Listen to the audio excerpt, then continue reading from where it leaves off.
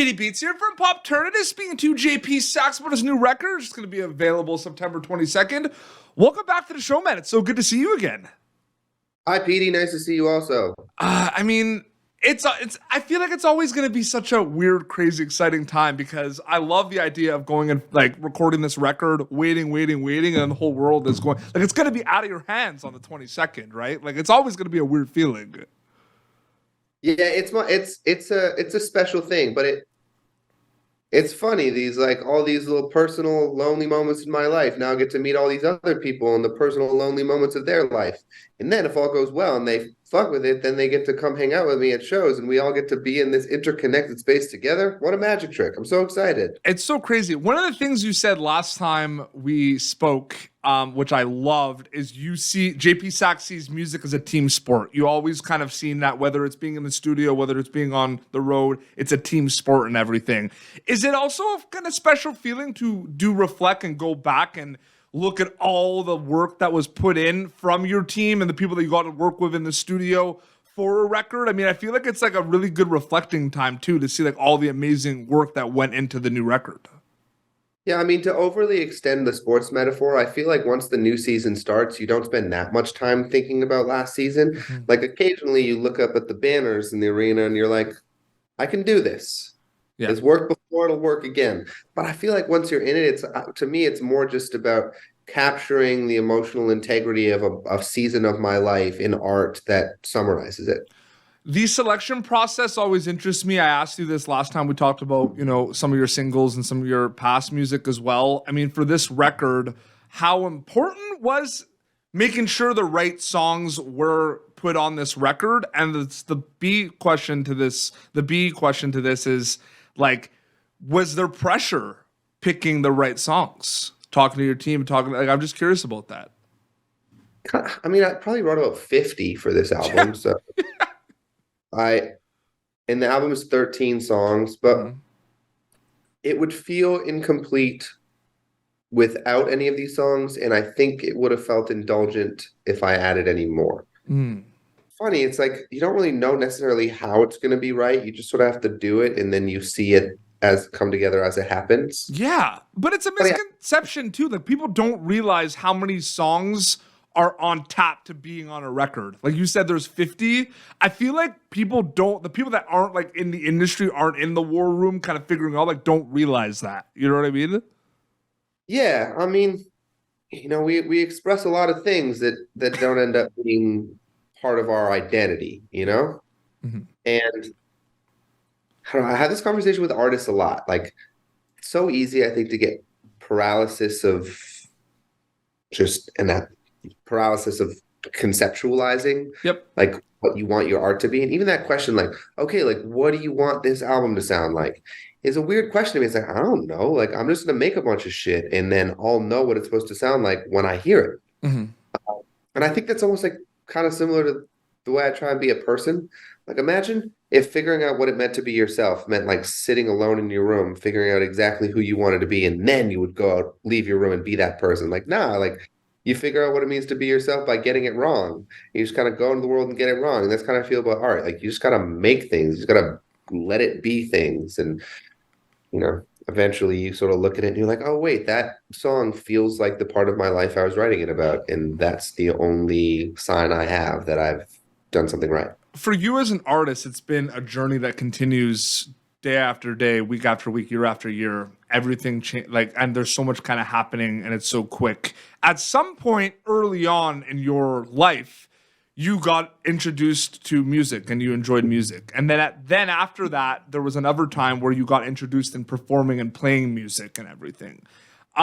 Some people it was at a young age, some people it was a little later. For you, when you started kind of really considering doing this as your thing, right? As being like a musician and everything.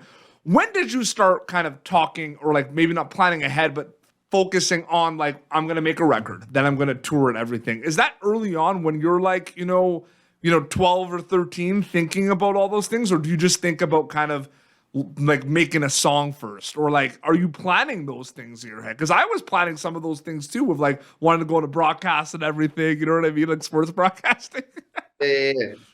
I mean, I probably like got on stage the first time at like 15, 16, and I was mortified, but like I also kind of loved it and thought Mm, about it all the time. So it was like simultaneously terrifying, but also made me feel more alive. I mean, to this day, if and when there is a show like in the immediate future, yep. it's all I really am thinking about. Like it's always sort of in the back of my mind that like I get to look forward to that. Yeah. I really enjoy it. Like it's so stimulating and invigorating to like, especially because I mean, I used to think I was an introvert. I've come to realize I'm potentially not an introvert. I was just very shy and insecure. Hmm. Now that I'm like less shy, less insecure, I'm realizing that I might actually be an extrovert. But when you spend a lot of time in your own head, a lot of time like trying to sort through your feelings, making this art that sort of acts as a vessel to work through your feelings, like getting up on stage is the moment where it's real, where it's the moment where like you're in it together, you feel connected to other people. I love that feeling. 100%. And you know what? You're a very humble guy, so I'm really curious to see what you're going to say about this next kind of question talking point, because I got that last time I interviewed you as well. But like, your music is available to stream. Like people's music, like JP Saxe's music is out there. People can stream it. People have Uh-huh. streamed your music. They've streamed it over 2 billion times. Uh-huh. Is there anything to say to that? Like that's just I feel like maybe that's something even like kind of crazy to wrap your head around. You know what I mean? Yeah, I mean, I would say I directly associate my feelings about myself with my daily stream count. So if I wake up in the morning and I got 1.2 million streams that day, then I feel 1.2 million streams good. But if the next day I only got 900,000 streams, I feel 900,000 streams. I'm Do you with you. pay attention to where they're coming from also? Because that's the coolest thing, right? Like it's global, right? Yeah, I mean, the truth is, like, I don't know how to emotionally internalize a stream count. Yeah. I just don't. Like, I'm not sure where to put that into the I infrastructure don't think of. many people do. I think it's just one of those things where it's like, oh, cool, that's a lot of people listening to my music, and then you just go on with your life. But like, you're grateful, but I think it's just something that it's a tricky one. I feel like. So I do actually like some of the analytics, but I like them because of the maps, Yep. not necessarily but not for my ego, because I'm a dork. I really like maps. Yes. Like I have a map shower curtain in my home, which is how I've gotten quite good at geography, because I feel like I can learn a world capital like every few showers. Yeah. I really dedicate myself and I stare at this world map shower So curtain. do you take a look at where all the streams are coming from? Because people from all around the world listen to JP Saxe. I like looking at the maps and then imagining playing shows in like Manila or Kuala Lumpur. Is the mindset different than performing in the studio? But like, I feel like I ask this question all the time, and usually the answer to this is like, yeah, it's a different mindset. But a lot of people say no because they are in the zone. But like when you're performing something in a studio or performing something in front of people, does it feel preparation mindset wise like completely different, or are like obviously you're playing in front of an audience, but you're really focusing on performing, right? So like you're in the zone for both of them. So do you kind of separate them, like performing in the studio, performing in front of people, or do they find are they similar? It works when it feels like I'm speaking directly from the emotion that the song was written from. Okay. Like I found my favorite performances both live and in the studio or when it doesn't really feel like I'm performing or singing the song. It feels like I'm telling you about the feeling I have. That's deep. We're getting deep here. You have a lot of deep answers, JP. Well, because I've tried to figure out how to replicate that feeling in the studio, but I actually don't know. Like sometimes like I'll do it on, take one, the vocal will just be really emotionally connected and it'll feel like I'm telling you about that part of my life in a really sincere way. And then that'll be the vocal take. Sometimes I'll sing the same song 30 times and like it all just feels like I'm reciting a line. Yeah. Like I'm reading it like it's my line, not like it's my life. Yeah. But it is my life, so I can't read it like a script, or sing it like a script. I can tell when I feel like I'm singing like a script. I don't know how to get myself there. And so I've been in the studio sometimes where I've like been so locked into the emotion of one song, and I've sang it like 5 times, and each time it feels like more emotionally like in tune, and then we'll pivot to a different song because I feel like I'm in a good place and it's just so far from right, and all of a sudden I just can't sing it at all. There's a song on my first album that didn't make the album because I tried to sing it and I just could not enter the emotion of it, so it never came out, even though I loved the song. We're going back to the selection process question, because like that's my favorite question, because it's like, can you imagine like that? Also, that feeling of like, let's say that song was on the record, right? What if that song would have been like the most popular song on the record? Like there could be a world where that could have happened, is what I'm saying. There's a song that was supposed to be on album 1 and then got cut. And then we did it again, reproduced it for album 2, and then it got cut. And I swear to God, this song is a lot of my friends' favorite songs I've ever written. And it's now been cut from 2 albums.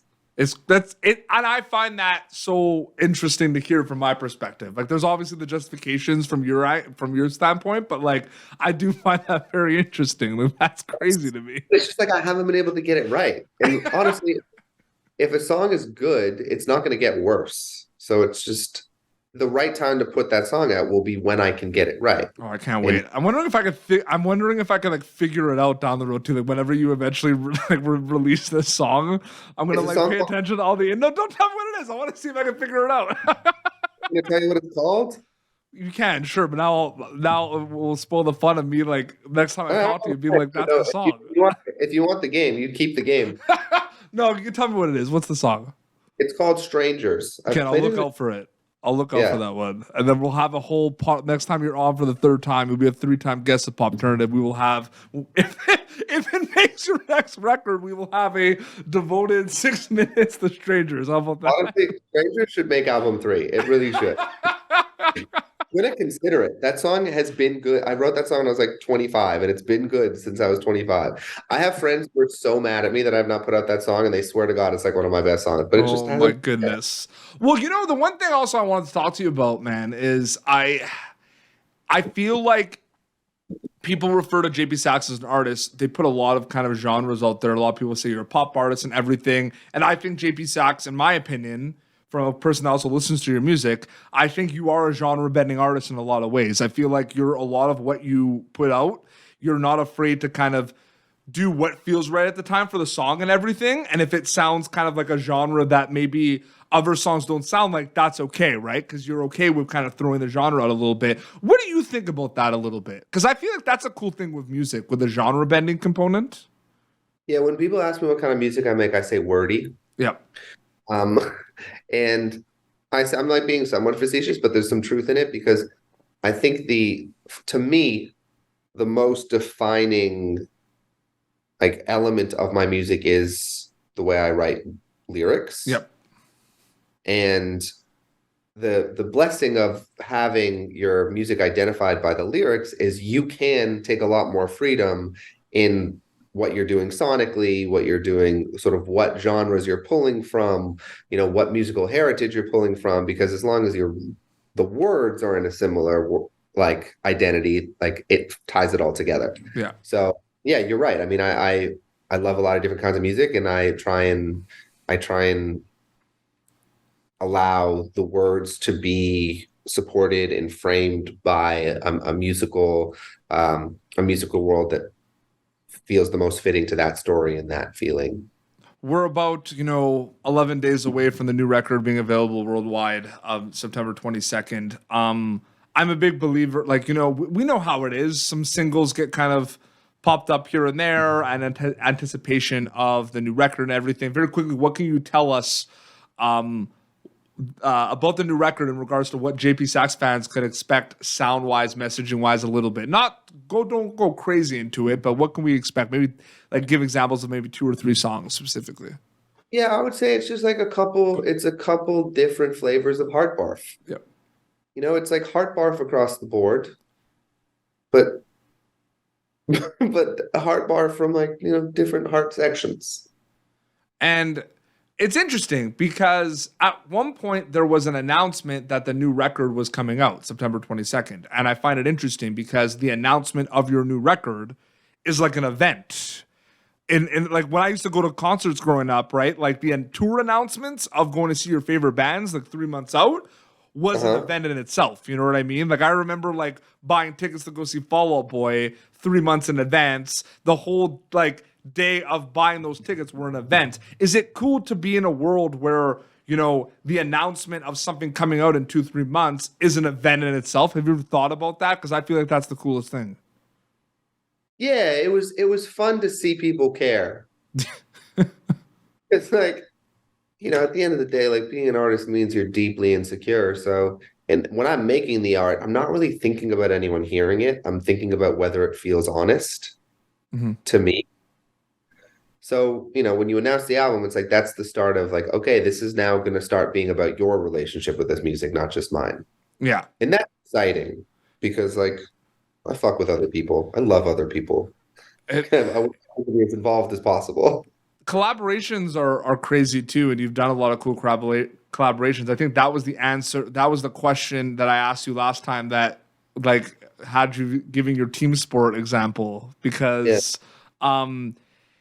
do you feel like there's a misconception still about how these collabs come to be? Obviously, you know, agents and record labels are gonna link people together and say, I think these two can make something magical together. But I always ask the question, especially during the pandemic, like, how did this collab go to be? And then like, it literally was just like, I messaged this person and like, we made a song together. Like, I feel like how they come to be is like different, like depending on the situation, right? Totally. I mean, all of the collaborations I've done have just been people who I became friends with. Yeah. Because it's not fun to like win with people who aren't your friends. 100%. We got to have those wins. Good people and kindness, I feel like, is always across the board the thing I'm sure you always look for as well. You want to make good art, but you want to make it with good people. Yeah. I mean, even if you make something you love with someone you don't love, you have to spend so much time with that person. Yeah. What kind of miss? Yeah. 100%. That's not a good thing.